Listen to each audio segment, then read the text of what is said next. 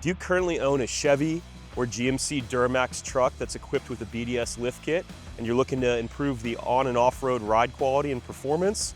Look no further than the BDS Coilover conversion. Let's take a look. This Coilover conversion kit works with existing BDS suspension systems. The standard kit reuses the factory torsion bar design. This kit's going to replace the upper and lower control arm and get rid of those torsion bars, giving you a smooth riding coilover. This kit specifically features a Fox 2.5 coilover with the DSC system on it. That's going to give you a lot of adjustability.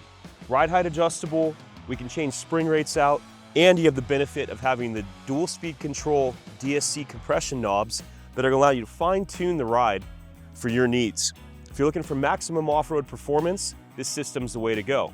Let's take a look at some of the components up close. First of all, you can see the massive control arm that's here. This has a nice billet ball joint cap protecting the upper end of the ball joint. These do use Moog ball joints, which you can find at any auto parts store if you ever need to replace them. On top of that, everything is finished in a nice black powder coat. And again, these are 100% American-made products made in Michigan. As you can see, it does come with a reservoir mount, putting the reservoir on display so everyone knows what kind of system you're rocking. It also has the DSC control knob and an easy to access location for those fine-tuning adjustments. On top of that, we've beefed up the entire suspension with a coilover gusset bracket that goes right here for maximum strength when you're off-road.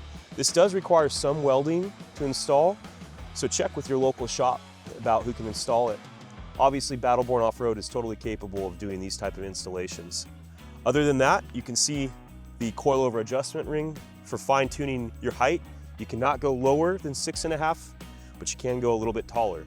And again, if you'd like to put a heavier rate coil spring on there, totally okay to do if you have a heavy duty front bumper or something that requires a little bit more spring rate.